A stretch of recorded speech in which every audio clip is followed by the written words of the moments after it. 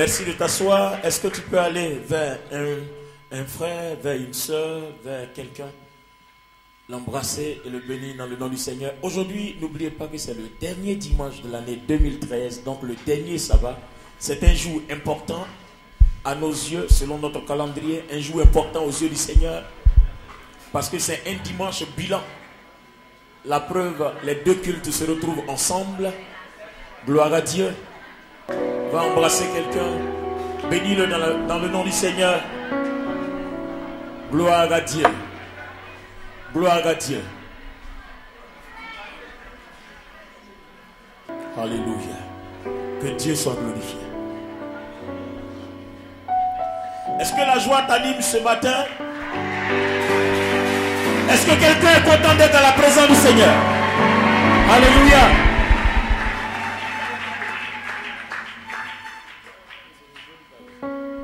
Gloire à Dieu. Dieu te bénisse. Que sa paix soit avec toi.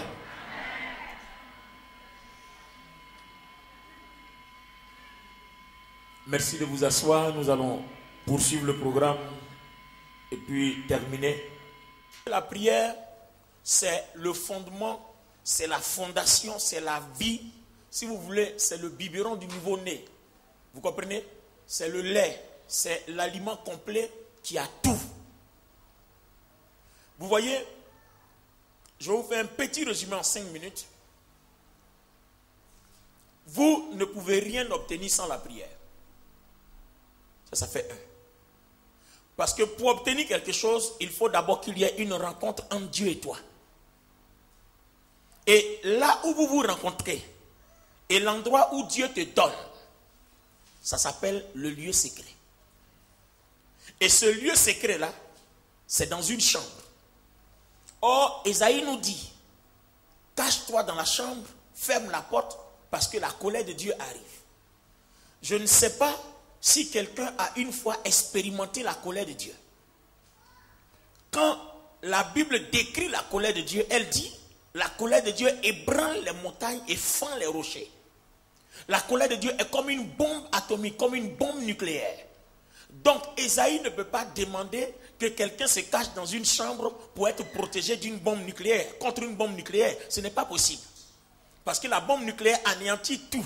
Donc, en fait, on n'est pas en train de parler d'une chambre construite de la main d'homme, mais on parle d'une chambre assez particulière, assez mystérieuse que n'importe quoi ou alors n'importe qui ne peut pas anéantir. Quand vous êtes dans cette chambre, vous êtes protégé. Or, pour prier, il faut se retrouver donc dans cette chambre. Et comme cette chambre est mystérieuse, il va falloir que nous-mêmes nous la bâtissions. Est-ce que vous comprenez ça? Le Seigneur nous fait un constat que nous n'avons jamais été bénis parce que nous prions mal. Nous ne savons pas prier. Pour la simple raison qu'on n'a jamais bâti une chambre. On ne s'est jamais retrouvé dans cette chambre-là, ce lieu secret où Dieu est pour nous bénir. Vous comprenez? Alors il dit, voilà comment vous devez prier. Si vous priez, dites notre Père. Notre Père, Dieu est un Dieu de famille. Est un Dieu qui incarne la famille. Son nom incarne la famille. Son nom incarne la multiplicité. Son nom incarne l'unité, l'ensemble, le groupe. Dieu n'est pas le Dieu d'une personne. Si vous êtes seul dans votre coin, Dieu il s'occupe plus de vous. Dites notre Père.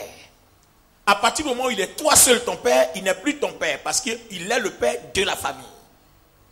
C'est la raison pour laquelle quand l'ennemi te combat, il ne te combat pas toi seul, il combat une famille. Donc Satan sait que toute personne qui a cette onction-là n'est pas seule. Il est combattu. Si on te combat, on combat plusieurs. Donc il va s'arranger pour qu'il y ait au milieu de vous des divisions. Parce qu'une fois que tu es séparé, tu n'es plus sous cette onction. Quand vous prenez la prière de notre Père, il y a 7 étapes. Or, ces 7 étapes représentent 7 onctions. Si vous voulez avoir la plénitude du Saint-Esprit, ces 7 onctions-là représentent les 7 éléments. La Bible déclare qu'à la droite de Dieu le Père, Jésus siège et dans sa main droite, il y a 7 étoiles qui représentent les 7 esprits de Dieu que Dieu utilise pour parcourir la terre. Vous ne pouvez pas parler d'onction ou de présence de Dieu en dehors de ces 7. C'est ce que Dieu utilise pour parcourir la terre. Si quelqu'un dit, je suis rempli de la plénitude du Saint-Esprit, ça veut dire que ces 7 choses-là sont en toi. Or, pour que ces 7 choses soient en toi, c'est caractérisé par tout un caractère. D'abord, notre Père. Tu aimeras Dieu de tout ton cœur, de toute ton âme, de toute ta force, de toute ta pensée, de tout ton esprit. Ça fait 1. Et de 2, tu aimeras ton prochain comme toi-même. Ça fait 2. Et Dieu dit, si deux s'accordent pour demander quelque chose, il donne, le Dieu de la famille. Or, toi, tu ne parles pas avec quelqu'un. Et puis, tu veux demander. Donc, tu t'es accordé avec qui? Vous comprenez? Quand on dit si deux s'accordent, on n'est pas en train de dire si deux s'attrapent les mains. C'est la mauvaise interprétation que nous avons eue. S'accorder n'est pas s'attraper les mains. Il faut être sûr que tu n'as de problème avec personne. Il faut être sûr que tu as ta place dans la famille. Il faut être sûr. Même l'offrande, Dieu dit, avant de venir déposer l'offrande, réalise. Si tu te souviens que tu ne parles pas avec quelqu'un, va régler. C'est-à-dire, va t'accorder avec lui. Et puis reviens. Donc, si deux s'accordent, ce n'est pas quand deux s'attrapent les mains pour prier. Vous comprenez? S'il y a l'amour dans ton cœur, pour toi-même, pour ton prochain et pour Dieu, en ce moment précis, Dieu t'exauce. Cette onction-là, Dieu te la donne automatiquement. On ne jeûne pas pour avoir l'onction. Vous comprenez? On jeûne pour se rapprocher de Dieu. Il y a des étapes que nous cherchons parce que nous devons aller dans la présence de Dieu. Il dit quand tu pries, rentre dans ta chambre. Or cette chambre-là, c'est la présence de Dieu. N'importe où tu te trouves, même dans le désert, tu peux créer ta chambre. Si Dieu te rencontre, l'endroit devient spécial. Jacob dormait quelque part, Dieu a rendu l'endroit spécial. La gloire de Dieu est descendue et Jacob a dit, c'est la maison de Dieu, un lieu redoutable. Les portes des cieux sont ouvertes. Donc dans ta douche, dans ton WC, ça peut devenir chambre si Dieu descend. C'est-à-dire la gloire de Dieu qui est en contact avec toi, qui va faire que rien ne peut te toucher. Voilà ce qu'on appelle chambre. Donc tant que tu n'es pas en contact avec la gloire de Dieu, ne prie pas. Donc pour être en contact avec la gloire de Dieu, il faut dépasser l'épreuve de notre Père. Il y a cette première onction qui te permet d'être invincible d'abord. Celui qui te combat, il combat plusieurs personnes en même temps. Donc du coup, personne n'a envie de te combattre. Donc quand on dit aimez-vous les uns les autres, voilà cette onction. Numéro 2, la Bible dit quoi? Il y a des prières que vous pouvez faire. Vous n'allez pas être exaucé parce que le quartier où vous habitez, ou alors le lieu où il y a votre entreprise, le ciel est fermé. Donc même si vous aimez votre prochain, vous allez beau prier, vous n'allez pas être exaucé parce que le ciel est fermé. On a vu un exemple. Judas a été déporté en captivité et la contrée où ils habitent dans le royaume des Perses et des Mèdes, eux, c'est des adorateurs du diable. Donc, le démon qu'ils invoquent aussi a fermé le ciel. Donc, si toi, tu es un chrétien, tu arrives, tu ne peux pas être béni tant que ce démon-là n'est pas délogé. Et Daniel allait prier pour déloger. Or, pour déloger, il faut ouvrir le ciel. Comment toi, tu es sur la terre, tu peux ouvrir le ciel? Donc, Dieu nous dit quoi? Tu es pierre. Et sur cette pierre, je bâtirai mon église. Je te donne les clés du royaume. Ce que tu vas lier sur la terre sera lié au ciel. C'est-à-dire, ce que toi tu dis, Dieu aussi le dit au ciel. Donc, voilà comment on peut ouvrir le ciel. Sinon, tu es sur la terre, comment tu peux ouvrir le ciel? C'est ce que tu dis sur la terre que Dieu dit. Or, pour que Dieu dise avec toi ce que toi tu dis sur la terre, il dit quoi? Il dit payez vos dîmes et j'ouvrirai les éclus des cieux. Donc quand tu es quelqu'un qui paye ta dîme, tu es capable d'opérer dans le surnaturel en commandant au ciel d'être ouvert. Quel que soit l'endroit où tu es, ton entreprise ou tes affaires, le ciel va s'ouvrir parce que Dieu lui-même, il agit en accord avec toi. C'est pour ça qu'il faut que vous payiez vos dîmes. Donc voilà la deuxième onction. La deuxième onction te donne l'opportunité d'opérer dans le surnaturel. C'est-à-dire de déclarer dans les zones où tu ne peux pas partir. Et comme Dieu est en accord avec toi, tout ce que tu déclares, ça agit. C'est-à-dire tu peux être ici et opérer dans ton village. Tu peux être ici et opérer en Europe. Tu peux être ici et opérer en Asie. Est-ce que vous comprenez maintenant? Voilà le pouvoir de la deuxième onction.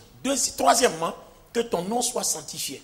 Dieu a dit à Caïn, domine sur le péché qui t'empêche de voir la gloire de Dieu. Pour dominer sur le péché, on n'a pas besoin d'être pur. Tu n'as même pas besoin d'être chrétien.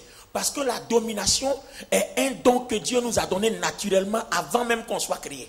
Genèse 1, 26, il dit, je vous ai créé, vous êtes bénis. Dominez. On est né pour dominer. Toi et moi, en tant qu'être humain, nous sommes nés. On n'a même pas besoin d'être chrétien pour dominer. Naturellement même, on doit dominer. C'est notre nature. Et beaucoup ont compris ça. Gloire à Dieu. Donc ce que tu appelles ou ce que tu tolères, tu peux aussi tolérer qu'il parte. Quand tu as autorisé quelque chose, c'est toi, sur ta décision, que la chose repartira. Personne ne fera partie de la chose à ta place. Vous comprenez? Voilà les 3 étapes qui nous ouvrent la porte et nous entrons dans la présence de Dieu. Et quand nous sommes dans la présence de Dieu, Dieu nous demande notre esprit d'adoration. L'heure vient. Et l'heure est déjà venue où les vrais adorateurs adoreront le Père en esprit et en vérité. On n'a pas besoin de n'importe quel adorateur. Il ne faut pas venir dans la présence de Dieu en train de t'amuser, plaisanter. Non, tu es venu pour adorer. Et un adorateur, il a des caractères. Dieu dit à Moïse, enlève tes souliers. Il faut venir avec déférence, considération pour Dieu. Savoir que tu es dans une présence sérieuse, sainte, glorieuse, puissante. Tu veux qu'elle t'impacte, il faut aussi avoir un comportement qui est en accord avec. Vous comprenez? Et après, vous commencez maintenant à parler avec Dieu. La causerie avec Dieu commence quand vous rentrez en adoration. Et puis vous allez lui dire que ta volonté soit faite sur la terre comme au ciel. Il y a des gens, Dieu a décrété que tu seras médecin ou alors professeur. Et puis depuis là, tu es en train de pousse-poussier. Ce n'est pas normal. Donc c'est toi qui dois changer. Dieu dit, tu dois être professeur ou bien pharmacien. Et puis depuis, tu es en train de vendre charbon. Or, si dans ta destinée, tu es appelé à vendre charbon, tu vas être milliardaire dans tes ventes de charbon. Mais si tu n'es pas appelé à ça, que c'est par échec, que tu es obligé d'être ça, tu vas demeurer dans ton échec. Donc c'est toi qui dois repositionner ta destinée. Personne ne va changer ta destinée, c'est toi seul. Comprenez ça aujourd'hui. C'est pour ça que certaines personnes disent, oh Seigneur, aide-moi à réussir. Dieu ne va jamais t'aider à réussir. Dieu a déposé devant toi tous les éléments. Prends-les et réussis. Ces éléments-là sont dans la chambre.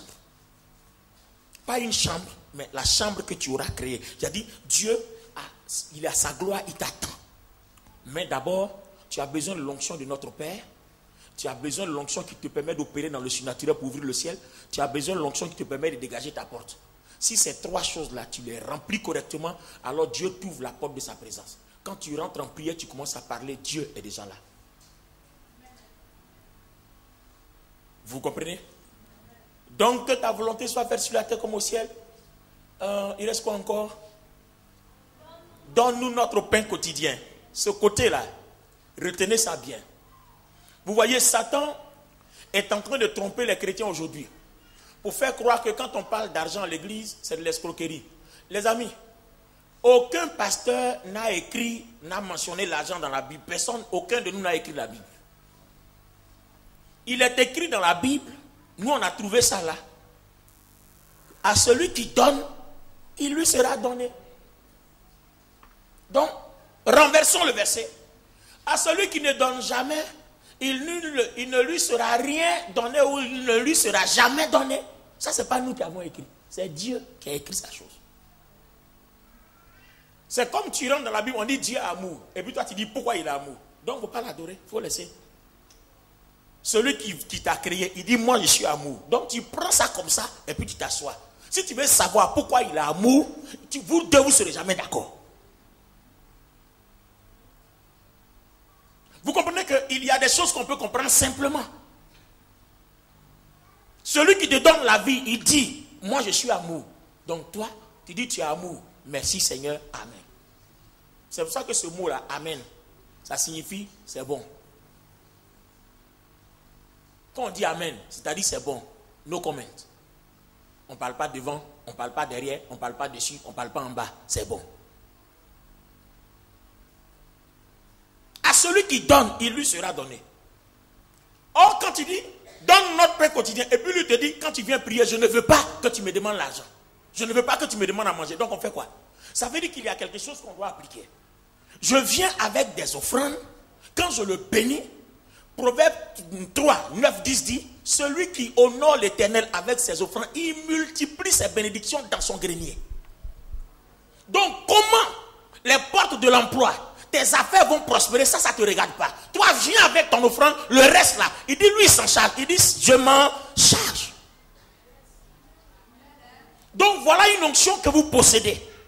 Le fait même de prendre une offrande, venir déposer au pied du Seigneur, c'est une onction qui déclenche un processus. En fait, c'est parce que vos yeux ne voient pas.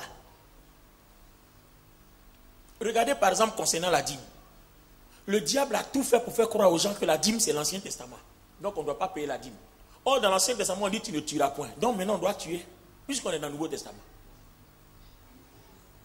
Aïe, c'est pas vrai. Dans l'Ancien Testament on dit tu ne voleras pas. Bon, comme l'Ancien Testament a aboli, mon frère, donc maintenant on va voler. Vous n'êtes pas d'accord avec moi? Parce que si on doit interpréter la Bible comme ça, c'est comme ça qu'on doit comprendre. On dit tu ne mentiras pas. Donc, ça y est, maintenant on doit mentir. Puisque l'Ancien Testament a aboli. Donc, c'est autorisé, on doit mentir, on doit voler, on doit commettre adultère. On doit aller braquer, tuer des gens et puis prendre leurs biens. Il y a deux choses. Dans la Bible, il y a ce qu'on appelle le commandement et puis il y a ce qu'on appelle le rituel. On a reproché aux gens, avant d'être pasteur, allez-y à l'école biblique, faites-vous former d'abord. Ne venez pas tuer les gens, tromper les gens.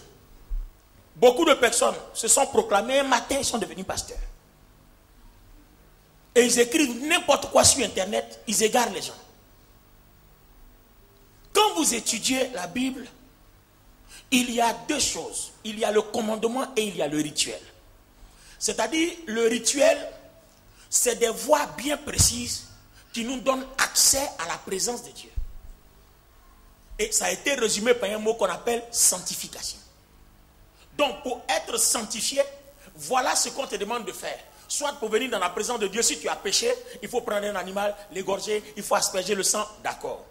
Mais maintenant, on dit, la Bible même dit ce rituel-là, c'est l'ombre des choses à venir. Mais Jésus est l'image parfaite. Donc, quand Jésus est l'image parfaite, il arrive, et que lui-même, il est mort, je vais aller tuer un poulet encore. Ou bien, je vais aller encore égorger un poulet. Non, ce n'est plus nécessaire. On me demande maintenant de suivre cette démarche-là. Notre Père, qui es aux cieux, que ton nom soit sanctifié et je rentre dans la présence de Dieu. Parce que tout ça là, Jésus symbolise tout ce rituel. Je n'ai plus besoin d'un mouton, d'un cabri, d'un bœuf. Avant, on me le demandait parce que Dieu voulait voir mon obéissance. Or, maintenant, qu'est-ce que Dieu veut faire? Il veut voir ma foi. C'est pour ça que le thème que j'ai abordé ce matin, c'est la foi et la prière. Vous comprenez maintenant? Nous ne sommes plus dans un rituel, mais nous sommes maintenant dans le processus de la foi. Donc quand je suis dans la présence de Dieu, tout s'opère par la foi, tout se fait par la foi. Est-ce que quelqu'un comprend? Et la suite, pour terminer, c'est ce que le pasteur Amel a expliqué. Et ceux qui veulent suivre le message que nous avons prêché pendant un bon moment le vendredi, vous allez voir à la table là-bas, les audios, les vidéos sont là-bas. Mais aujourd'hui, nous voulons rentrer dans une autre dimension. Et le thème, c'est la prière et la foi. Gloire à Dieu. Allons-y, verset d'appui. J'ai besoin d'un lecteur, s'il vous plaît. Si vous écoutez ce message, vous allez comprendre que quelque chose d'autre va changer dans votre vie. Maintenant, vous connaissez la prière, vous savez ce que c'est. Aujourd'hui, nous allons parler de la prière et la foi. Et le premier dimanche, nous allons parler de la prière inspirée, que moi j'ai appelé personnellement le patron des patrons. Quand vous êtes dans la prière inspirée, il n'y a rien qui échoue. Amen. Donc on va vous montrer comment ça se passe, la prière inspirée. Au moins, vous êtes sûr que vous êtes des chrétiens qui ne vivez pas votre vie chrétienne par hasard. Quelqu'un dit Amen. Alors, allons-y. Actes chapitre 14, versets 8 à 10. Je ne serai pas long, je vais vous prendre 15 ou 20 minutes de plus, et puis nous allons finir à 11h30 certainement. On va tout faire finir avant midi, à 11h30. Que Dieu nous aide à y arriver. Quelqu'un dit Amen. Amen. Allons-y. Actes chapitre 14, versets 8 à 10. Je lis la parole. À Lystre se tenait assis un homme impotent des pieds, boiteux de naissance et qui n'avait jamais marché. Il écoutait parler Paul. Et Paul, fixant les regards sur lui et voyant qu'il avait la foi pour être guéri, dit d'une voix forte, « Lève-toi, droit sur tes pieds. » Et il se leva d'un bond et marcha. À la vue de ce que Paul avait fait, la foule éleva la voix et dit... Merci. Que Dieu vous bénisse. Asseyez-vous. Saint-Esprit, je te donne gloire parce que tu nous ouvres la voie pour que nous puissions parler en ton nom, au nom de Jésus. Quelqu'un crie très fort, Amen. Amen. Alors, bien aimé, regardez une situation. Vous voyez, on venait de dire à travers l'enseignement de la prière que sans la prière, on ne peut rien obtenir de la part du Seigneur, parce que prier, c'est avoir une rencontre secrète avec Dieu dans un espace spirituel qu'on appelle la chambre. Gloire à Dieu. Je dis gloire à Dieu. J'ai dit gloire à Dieu, Église. Or, il s'avère que quand on va rencontrer Dieu aussi, il y a une autre étape qu'on appelle la foi, sans laquelle la Bible dit nul ne verra la gloire de Dieu. Sans la foi. Sans la foi, nos prières n'ont pas de résultat. Donc la prière a beau être importante, elle a besoin de la foi pour avoir son résultat. Donc la prière à elle seule ne suffit pas. C'est pour cela que ce matin nous parlons de la prière et la foi, ou alors la foi et la prière. Alors voilà un passage qu'on vient de lire. On se rend compte que à Lystre, l'homme de Dieu Paul vient d'opérer un miracle. Un paralytique, quelqu'un est né paralytique. Il n'a jamais marché. Dis Amen. Suis-moi. Et si tu es là, prouve-moi que tu es là chaque fois, à chaque étape. Alléluia. Amen. Il est né paralytique. Ses pieds n'ont jamais fonctionné. Ça veut dire que Dieu l'a créé impotent. Pas important, mais impotent. C'est-à-dire quelqu'un qui n'arrive pas à utiliser, qui ne peut pas, impotent pouvoir, qui ne peut pas utiliser certains de ses membres. Il ne peut rien faire avec ses pieds. Donc apparemment, quand on analyse sa situation, naturellement on ne peut rien parce que les médecins ont échoué. Parce qu'il est né comme ça. Donc la médecine ne peut pas fabriquer la vie. Je croyais que tu allais dire Amen.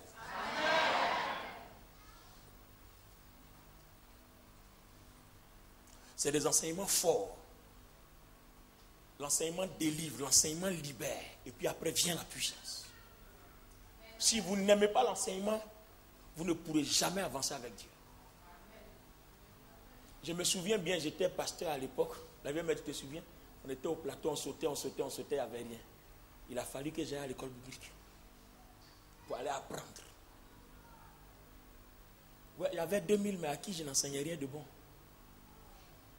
Alléluia. Parce que quand je compare ce que j'enseigne maintenant, après la formation biblique, et puis ce que j'enseignais, je dis non mais Olivier Bonnier, tu étais nul. Oh, des gens étaient contents, ils pensaient que c'était puissant. Alléluia. Regardez bien. Naturellement, il est né.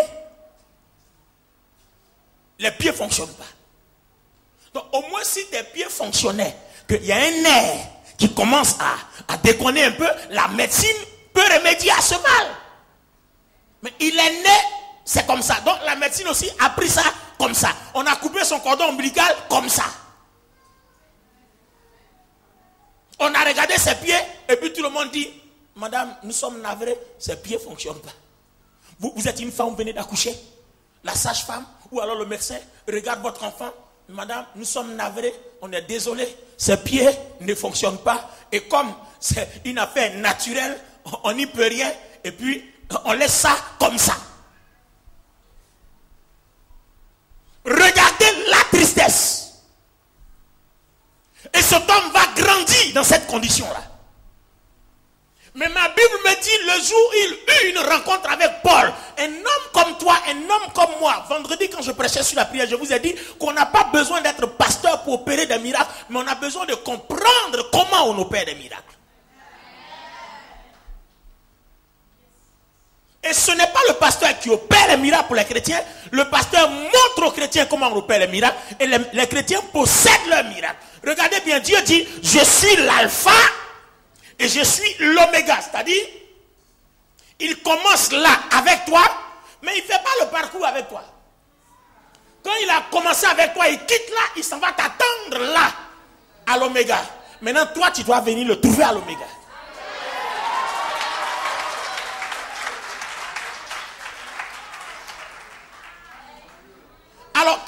avait dit, comment il se fait qu'il t'attend de l'autre côté et puis il dit, je suis avec toi.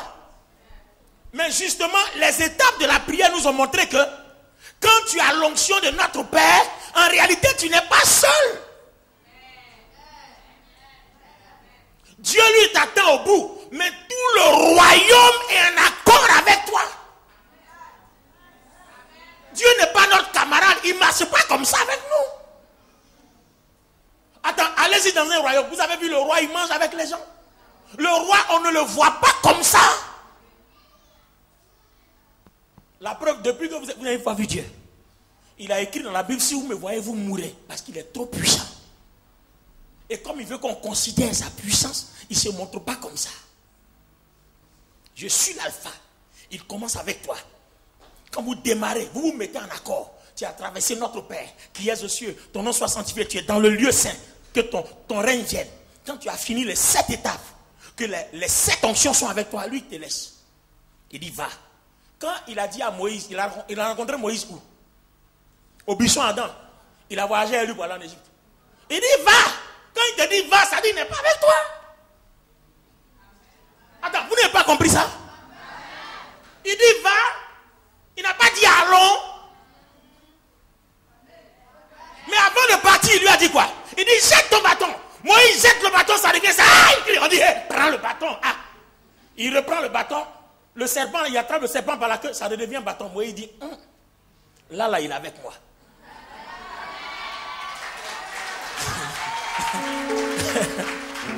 Et puis regardez, quelques instants après, il dit à Moïse, mets ta main dans ton sein. Moïse met sa main dans son boubou, il sort, ça devient une lèvre. Aïe, ma peau! Là, il dit, Moïse, calme-toi, remets ta main. Moïse remet la main, la peau devient normale. Il dit, là, il est avec moi. Et puis Dieu commence à prophétiser sur lui, à lui donner ses ordres. Quand Dieu finit de donner tous les ordres à Moïse, il dit à Moïse, maintenant, va te présenter chez Pharaon. Il dit, je suis avec toi. Comment il peut dire, va, et puis en même temps dire, je suis avec toi? En fait, Dieu n'est pas là. Mais le bâton que Moïse tient est tout pour lui. Dieu n'est pas avec lui. Mais par le bâton, il dit, je suis avec toi. Donc en allant, il y a des choses que je t'ai données qui sont en toi. Va, je suis avec toi.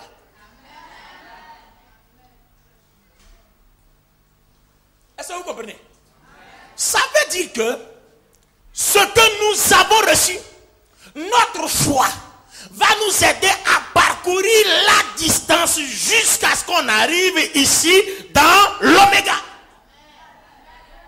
Donc Dieu sera avec toi, mais par ta foi, jusqu'à ce que tu traverses tout. Est-ce que vous comprenez maintenant? Le roi ne va pas perdre son temps à venir et puis il descend. Il marche avec toi. Quand tu as besoin de lui, il est là. Non, le roi ne se présente pas comme ça. Quand vous étudiez à l'école biblique les principes du royaume, vous allez voir que quand vous venez voir le roi, que vous avez un problème, le roi envoie quelqu'un pour aller résoudre ton problème. Il ne se déplace pas. Et vous avez remarqué que le centenier avait ce secret. Il dit à Jésus, mon fils est malade, je voudrais que tu le guérisses. Jésus dit alors, il dit non, le roi ne se déplace pas comme ça, reste là où tu es, dis seulement un mot. Mais quand Jésus dit le mot, qui court pour aller accomplir? C'est ta foi. Parce que Jésus dit, je n'ai jamais vu un homme qui a une foi aussi grande en Israël. Jésus lui dit, va, ton fils est guéri. Mais Jésus n'est pas parti avec lui. Il lui dit, va, ton fils est guéri. Et il arrive, effectivement, son fils a été guéri. Mais le va là, c'était quoi? C'était sa foi. Alors, revenons dans notre verset. La Bible dit quoi? Paul voit ce paralytique-là, pour lequel tout le monde fut navré. Désolé. Paul le voit. Et puis la Bible dit, Paul voyant qu'il avait la foi.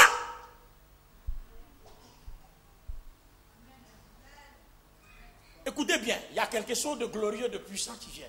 Il dit, voyant qu'il avait la foi, il s'approcha de lui et puis il lui dit, lève-toi et marche.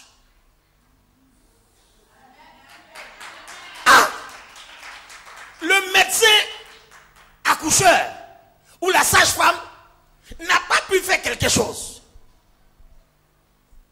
Les spécialistes n'ont pas pu faire quelque chose. Donc il a grandi avec son handicap. À tel point que ses nerfs sont devenus solides. Ses os sont devenus solides. Vous savez, quand vous avez certaines maladies, à un certain moment, on ne peut plus parce que tout est devenu dur. Au moment où on croit que tout est impossible, c'est là que Paul arrive.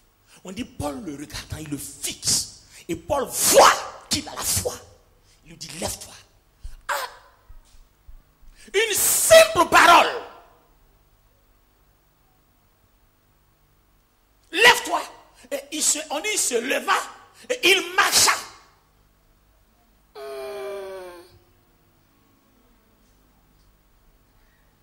Voyant qu'il avait la foi. Donc, il y a une question qu'on va commencer à se poser. C'est quoi la foi? Et si même on sait ce que c'est que la foi, comment ça fonctionne? Une simple parole. Sur la base de la foi de la personne concernée. Et puis ça produit un miracle. Donc on est en train de réaliser que la foi crée. Dieu appelle à l'existence ce qui n'existe pas. Et cela arrive à l'existence. Il est né paralysé. Et la foi a ramené ses membres. Donc la foi a un pouvoir créateur. Donc vous comprenez pourquoi, accompagné à la prière, tu deviens un homme dangereux. Tu deviens une femme dangereuse. Tu deviens une personne dangereuse. Donc, vous allez voir qu'en dehors de ces deux choses-là, Satan n'a aucune œuvre. Ouvrez vos yeux, suivez-moi bien. Ouvrez vos oreilles. Regardez, écoutez-moi bien, s'il vous plaît. En dehors de ces deux choses, Satan n'a aucune œuvre. Satan a deux œuvres. Soit il t'empêche d'avoir la foi, soit il t'empêche de prier. Oh, pour t'empêcher de prier, c'est facile. Il n'a qu'à s'aimer dans ton cœur des problèmes de querelle, de jalousie. Tu ne peux plus traverser le Notre Père. Donc tu ne peux même plus aller vers que ton règne vienne. Ça veut dire que Dieu et toi, vous ne vous verrez jamais aussi longtemps que durera la querelle entre ton frère et toi. Ou ta soeur et toi. Aussi longtemps que perdura la rancœur, l'hypocrisie en toi, tu ne verras jamais la face de Dieu. Parce que tu ne peux même pas traverser le Notre Père. Donc Satan ne fait rien d'autre. Il ne peut pas te tuer. Parce qu'il n'a pas le droit. Un sorcier ne peut pas te tuer, il n'a pas le droit. Est-ce que vous comprenez? Lisez bien vos Bibles. La mort, chaque personne est responsable de sa mort. En vérité, je suis là jusqu'à tout le mois de janvier. Je vais vous enseigner ces choses-là, vous allez voir. Un sorcier ne peut pas te tuer. Parce qu'en vérité, il n'a pas le droit. S'il force, c'est lui qui tombe.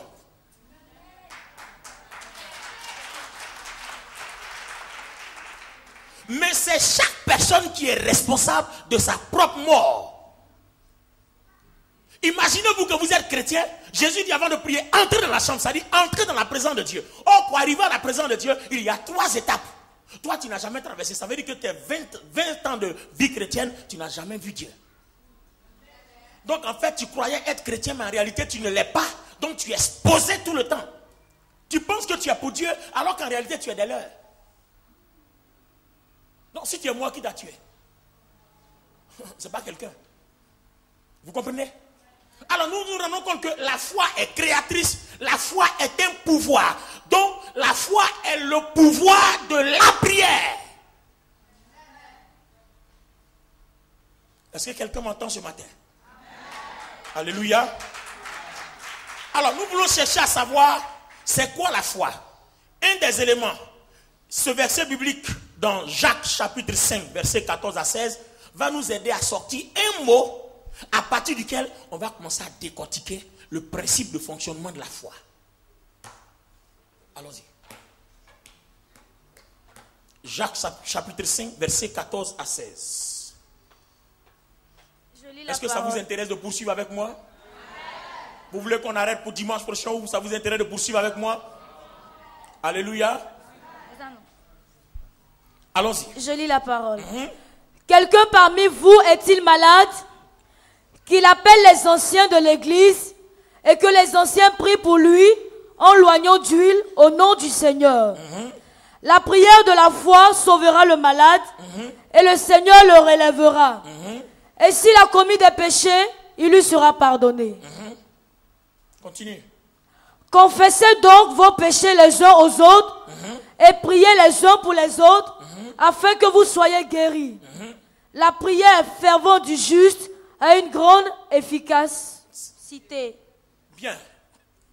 Église, ouvre tes yeux et puis écoute quelque chose. On veut savoir c'est quoi la foi. Dis amen. On veut savoir c'est quoi la foi. Dis amen. On veut savoir c'est quoi la foi. Dis amen. On vient de se rendre compte que la foi a un pouvoir créateur. Et on vient de comprendre que la foi est la puissance, la force de la prière. Vous comprenez? Parce que quand Dieu te donne son pouvoir, ce pouvoir-là est contenu dans un package qu'on appelle la foi. C'est-à-dire le pouvoir de Dieu, ce n'est pas comme sur un arbre, chacun ça va cueillir pour lui. Non. Ça est dans un package qu'on appelle la foi. Quand vous vous rencontrez, c'est dans la foi qu'il dépose tout. Vous comprenez maintenant? C'est dans la foi qu'il dépose tout.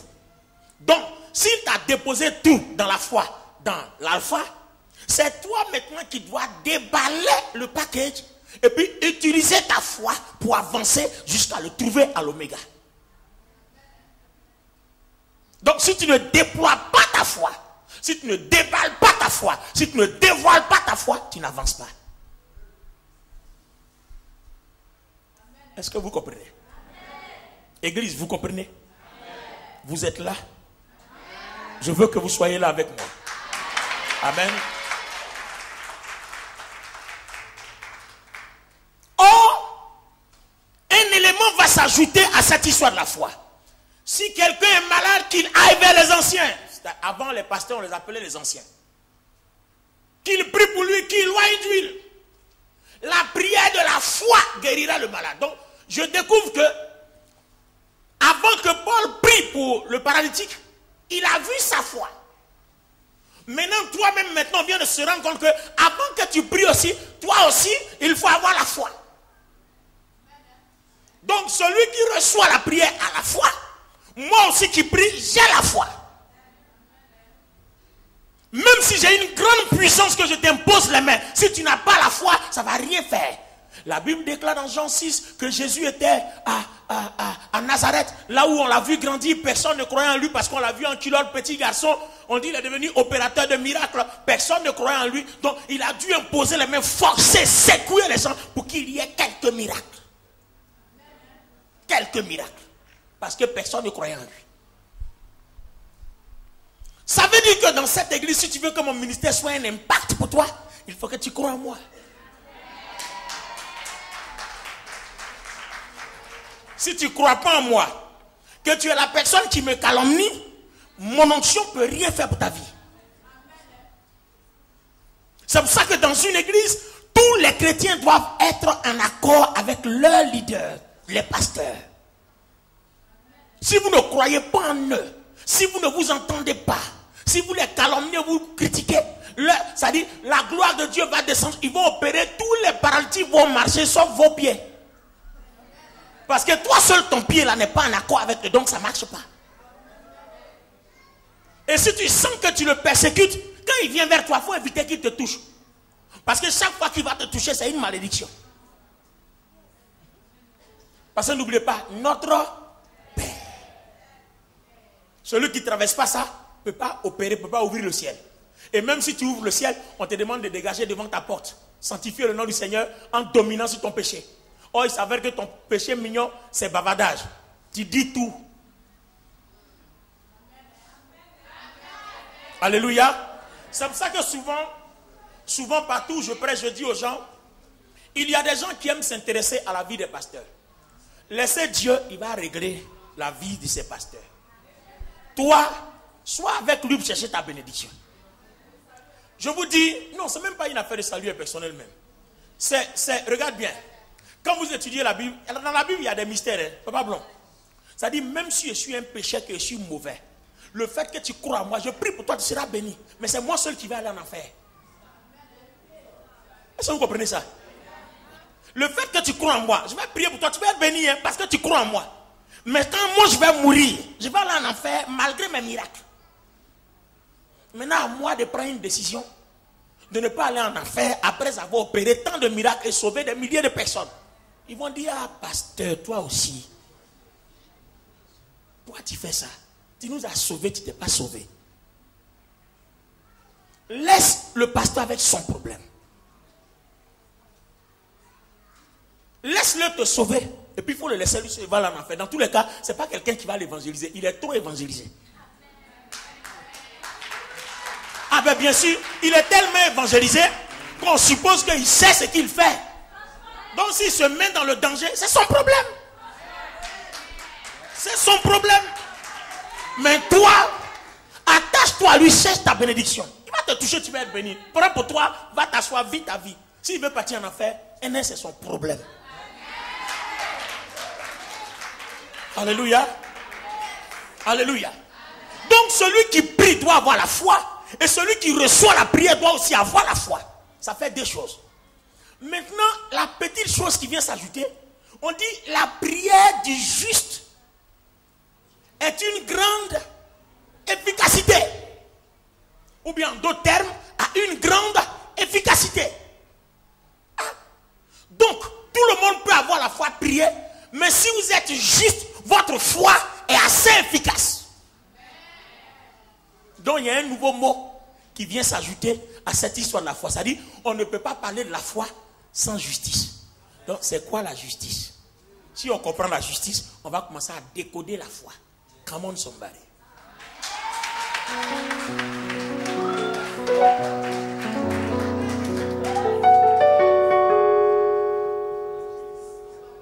Amen.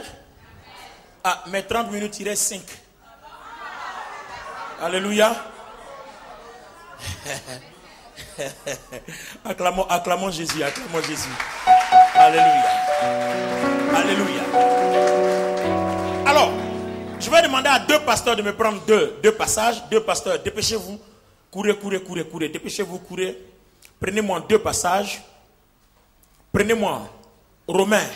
Je demande un troisième pasteur. Dépêchez-vous, un troisième pasteur. Ouais, le quatrième cours. Courez. Aujourd'hui, c'est le dernier sabbat.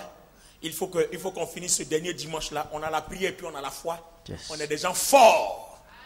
Et puis, quand on marche dans la nature, rien ne peut contre nous. Ils n'ont qu'à venir t'attaquer. Ils n'ont qu'à commettre l'erreur de te provoquer. Quand on t'aura enseigné tout ce qu'il faut faire pour fermer le ciel, ouvrir le ciel, arrêter la pluie, fermer la pluie, ils n'ont qu'à te provoquer. Yes.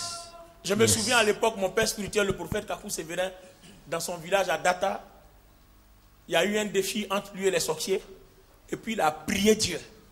Il a plu pendant plusieurs jours. Les sorciers sont venus demander pardon. On n'a qu'à prier pour que la pluie s'arrête. Parce qu'il ne pouvait plus aller au champ. Et quand il a prié, la pluie s'est arrêtée. C'est comme ça que tout son village a cru enfin qu'il était un homme de Dieu. Avant, on ne croyait pas en lui parce qu'il est né devant eux. C'est à partir de ce signe-là qu'ils ont cru qu'il était homme de Dieu. Gloire à Dieu. Et lui aussi a dit, si je suis homme de Dieu, il ne pleuvra pas, sinon à ma parole. Gloire à Dieu. Vous devez être capable d'utiliser ce genre de choses. Un sorcier n'a pas le pouvoir de t'intimider. Parce que toutes ces choses-là, sorcier n'utilise pas la foi. Il utilise seulement le simple don de domination que Dieu a donné pour toujours. Or, ce don de domination-là, quand vous avez Jésus, que vous avez la foi, vous contrôlez ça. C'est la foi qui contrôle le pouvoir de la domination. Donc, ça veut dire que nous, on doit les contrôler. Mais notre problème, c'est que personne n'est capable de traverser le Notre Père, traverser qui est aux cieux. Tu ne peux pas opérer dans le surnaturel parce que tu ne payes pas ta dîme. Dieu ne te rend pas riche parce que tu as peur des offrandes.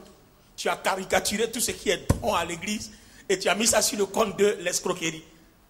Et ça, n'oublie pas que c'est ce que le diable peut te dire. Parce qu'il sait que si tu fais ces choses-là, tu seras béni. Donc il faut qu'il t'empêche de le faire. Et quand tu ne le fais pas, que tu n'es pas béni, ne pense pas que quelqu'un est responsable. C'est toi-même. C'est ton raisonnement. C'est toi-même. Ce sont tes propres œuvres. Amen. Si tu es d'accord avec moi, lève la main droite et claque les doigts.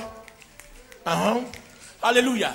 Alors, allons-y. Premier verset. Quelqu'un prend Romains 3, 23. Nous sommes en train de comprendre que pour avoir la foi, il faut être juste. Donc on se demande, c'est quoi la justice? Si on croit, on connaît maintenant ce que c'est que la justice, alors on pourra décoder la foi. Amen. Donc allons-y. Justice. Romains 3, 23. Deuxième pasteur. Soyez attentifs, je ne vais pas répéter. Romains 3, 9, 11. Romains 3, 9, 11. Troisième pasteur. Romains 9, 30, 33. Donc Romains 3, 23. Romains 3, 9, 11. Romains 9, 30, 33. C'est parti, Romains 3, 23. Écoutez très bien. Lis vraiment avec autorité, avec vie. Romains 3. Romains 3, le verset 23. Car tous ont péché et sont privés de la gloire de Dieu. Alors, regardez bien, ce verset dit, tout le monde entier, chrétien comme païen, tout le monde a péché et tout le monde est privé de la gloire de Dieu. C'est pour ça que nous cherchons Jésus. Maintenant, le verset qui suit va nous donner l'impression qu'il y a une contradiction. Mais en fait, elle n'en est pas une, parce qu'on va expliquer. Si tous ont péché et sont privés de la gloire de Dieu, ça veut dire que sur la terre, il ne peut pas avoir un juste. Mais pourquoi on dit pour avoir la foi, il faut être juste, alors que c'est les hommes qui doivent avoir la foi? Ça veut dire qu'en vérité, on n'aura jamais la foi. Alors que la Bible dit, on doit avoir la foi. Donc comment l'avoir? Sinon, autrement dit, comment être juste? Verset suivant. Quoi donc? Quoi donc? Sommes-nous plus excellents? Nullement. Car nous avons déjà prouvé que tous, Juifs et Grecs, sont tous sous l'emprise du péché. Sont sous l'empire du péché. Selon qu'il est écrit. Il est écrit quoi? Il n'y a point de juste. Il n'y a point de juste parce que tous ont péché, sont privés de la gloire de Dieu. Pas même un seul. Nul n'est intelligent. Nul ne cherche Dieu. Tous sont égarés. Tous sont pervertis. Tous sont pervertis. Regardez bien. Il n'y a pas un juste. Tous sont pervertis. Tous sont égarés. Personne ne cherche Dieu. Chacun est dans son raisonnement. Oh, on nous dit d'avoir la foi. Oh, pour avoir la foi, pour être efficace, il faut être juste. Dernier verset, on va voir ce que lui nous réserve. Parce que ces deux versets-là nous disqualifient. Allons-y. Romains 9, 30, 33. Que dirons-nous donc? Les païens qui ne cherchaient pas la justice ont obtenu la justice. Les païens qui ne cherchaient pas la justice ont obtenu la justice. Ça veut dire quoi? La justice qui vient de la foi. Tandis qu'Israël qui cherchait une loi de justice n'est pas parvenu à cette loi. Pourquoi? Parce qu'Israël l'a cherché non par la foi, mais comme provenant des œuvres. Termine. Ils se sont heurtés contre la pierre d'achoppement, selon qu'il est écrit, voici, je mets en Sion une pierre d'achoppement et un rocher de scandale, et celui qui croit en lui ne sera point confus. Merci. Écoutez, Église, levez vos têtes, battez les mains 3 fois. Bon, c'est pas grave. Vous avez fait plusieurs fois, mais c'est pas grave. Alors, je veux que vous soyez attentifs à ce que je vais dire. Ne vous inquiétez pas, ça va vous choquer, mais c'est du haut niveau. Amen. C'est du haut niveau. Regardez bien. Tous ont péché et sont privés de la gloire. Pour avoir la foi, pour que la prière soit efficace, il faut que celui qui véhicule cette foi-là soit juste. Or, il n'y a même pas un juste, pas un seul. Donc, les chrétiens, on dit qu'ils ne sont pas justes, selon le dernier verset. Mais les païens ont obtenu la justice par le moyen de la foi. Ça veut dire que la foi même innocente de tête.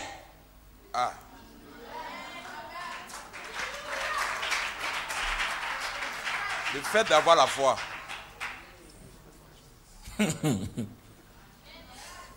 Vous voyez que la Bible est profonde.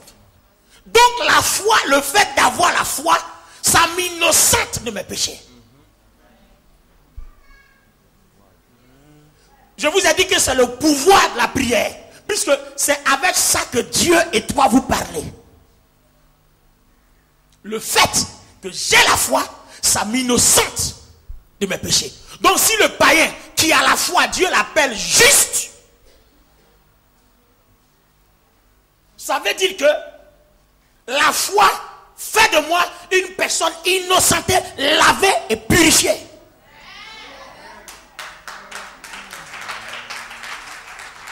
Donc vous comprenez que le premier niveau, la première définition qu'on nous enseignait sur la foi depuis qu'on est chrétienne, elle n'est pas profonde, elle est superficielle. On nous a parlé de la foi, la foi, la foi. Mais la foi est plus que ça. La foi est un trésor. La foi, c'est de l'or. La foi, c'est du diamant. La foi, c'est un minerai. C'est une mine remplie d'or et de précieuses richesses. La foi. Regarde ton voisin, fais-lui le plus beau sourire de ta vie. Dis-lui la foi.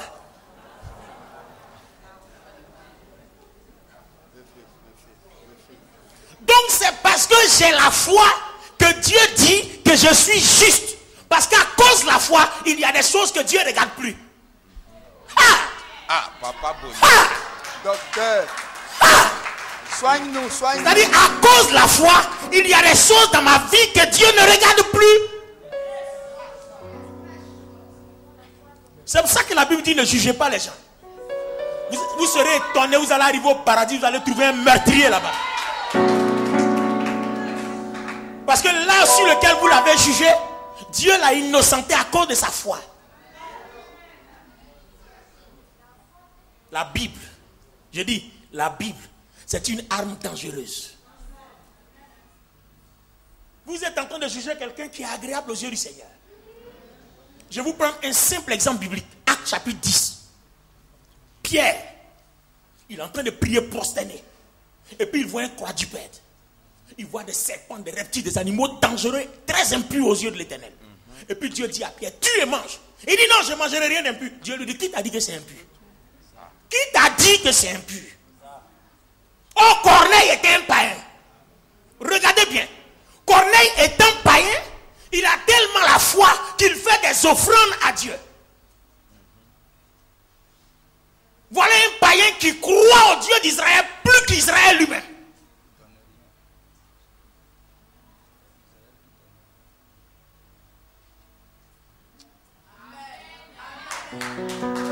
Il ne connaît pas Dieu, mais il sert plus Dieu que ceux qui connaissent Dieu. Ça veut dire qu'il y a des gens dans le monde qui occuperont des places au ciel que vous les chrétiens n'occuperez jamais. Dieu dit à Pierre, va chez Corneille. Parce que j'ai vu sa foi, j'ai vu ses offrandes, j'ai vu son aumône, j'ai vu comment il fait pour soutenir l'œuvre de Dieu en tant que païen. Je veux que tu entres chez lui parce que j'envoie la gloire dans sa maison à cause de sa foi. Il était païen. Corneille est devenu juste, pur aux yeux de l'Éternel, au point que Dieu ne veut même pas que Pierre dise que Corneille est impur. Pierre ne veut pas aller chez Corneille parce qu'il dit que c'est un païen, il est impur, il est idolâtre, il est féticheur. Dieu lui dit, je ne t'ai pas encore dit qu'il est impur, tu ne connais pas ses œuvres, tu le connais idolâtre, mais est-ce que tu connais ce qu'il fait dans le secret pour mon nom? Va chez lui, come on somebody.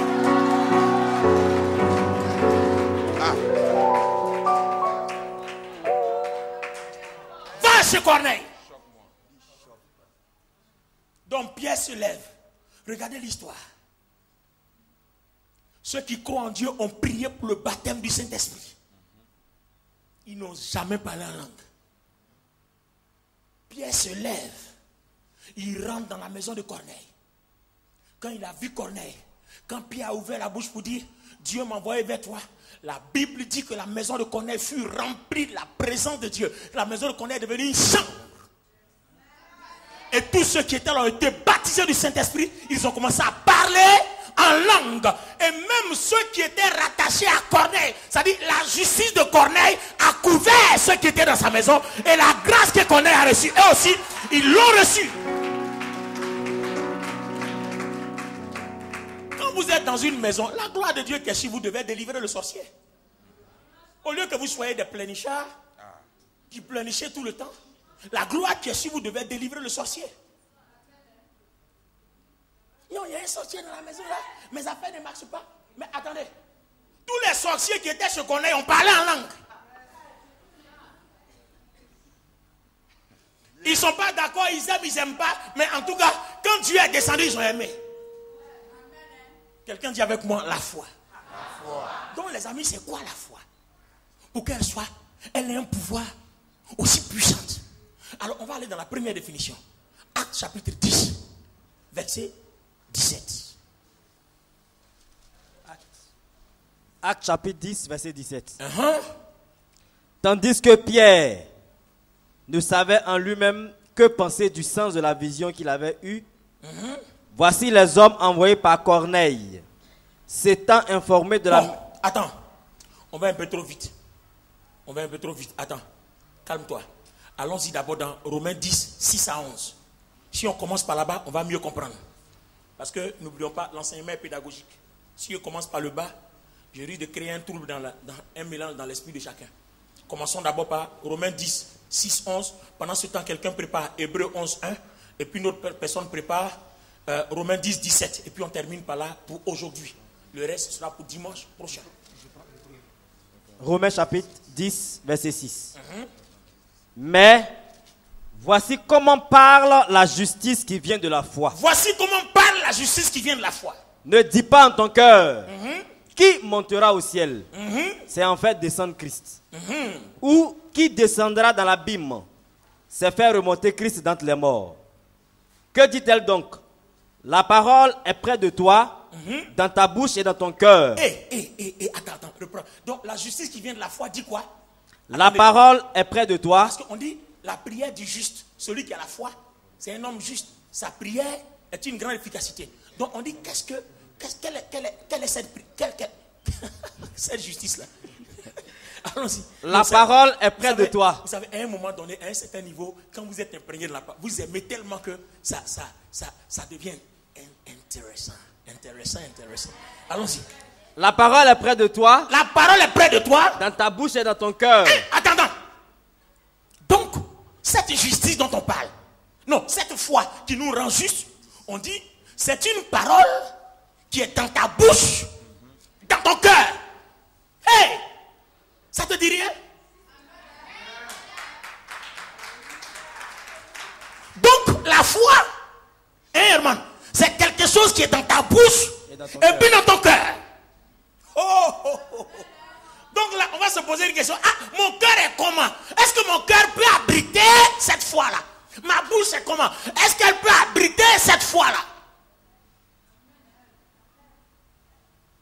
La justice qui vient de la foi est une parole qui est dans ta bouche et dans ton cœur. Continue un peu. C'est la parole de la foi que nous prêchons. C'est la parole de la foi que nous prêchons qui est et dans notre cœur et dans notre bouche. Si tu confesses de ta bouche le Seigneur Jésus. Si tu confesses de ta bouche, si tu libères une parole. Et comme si Jésus, en face du centenier, il a libéré une parole. La parole est dans la foi est dans sa bouche et dans son cœur. Il libère une parole. Le centenier s'en va. La parole l'a dévancé. La parole est déjà accomplie. La parole qui libère de sa bouche, elle court plus vite que la personne intéressée.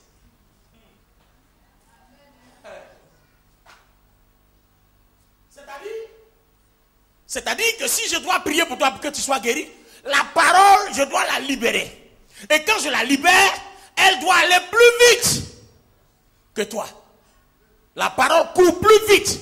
Avant que le centenier n'arrive chez lui, son serviteur était déjà guéri.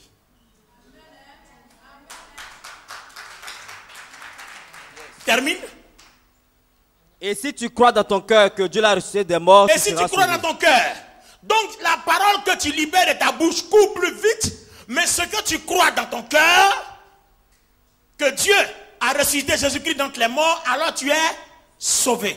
Donc, il y a la foi qui vient de ma bouche, c'est-à-dire cette parole qui, libérée, va opérer une œuvre, mais il y a la foi qui est dans mon cœur, qui est pour moi-même ma personne.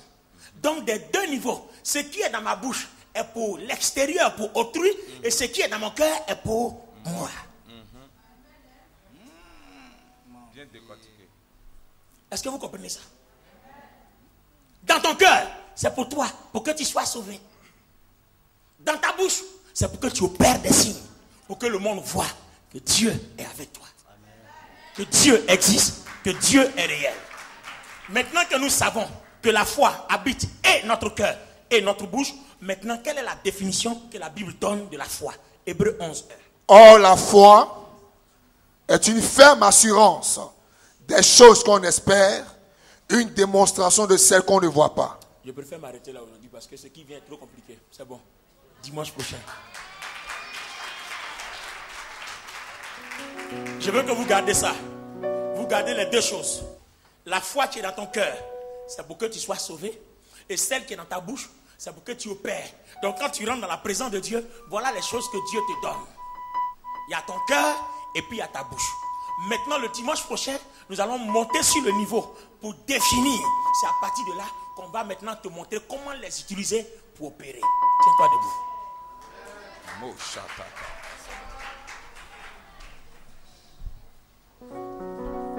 Pour musical. Tenez-vous debout. Nous voulons que Dieu fasse quelque chose. Je veux prier un instant pour le peuple de Dieu. Je veux que Dieu les touche. Je veux que quelqu'un entre en connexion.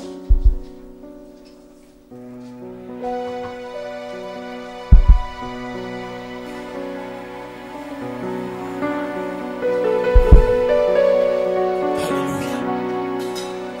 Attrape la main de quelqu'un, face à face. Attrape la main de quelqu'un. Attrape la main de quelqu'un. Attrape la main d'une personne. Ne sois pas seul. Rentre dans l'esprit de notre Père.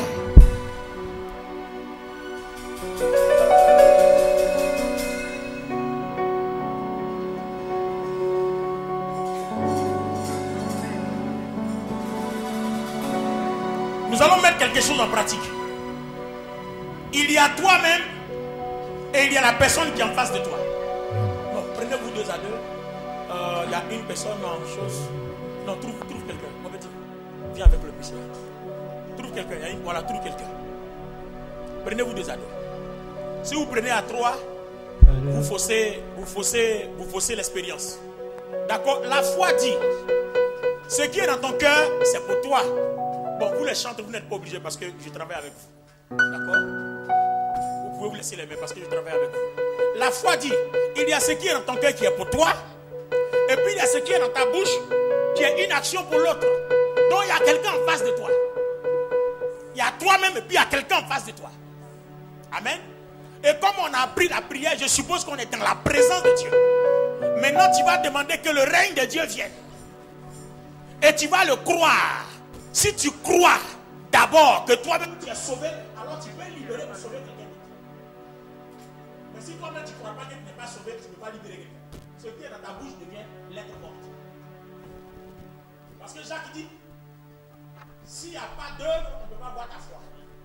C'est-à-dire si ce qui est dans ta bouche n'a pas marché, ça veut dire que toi-même là, ce qui est dans ton cœur, on dirait que tu n'as pas encore convaincu.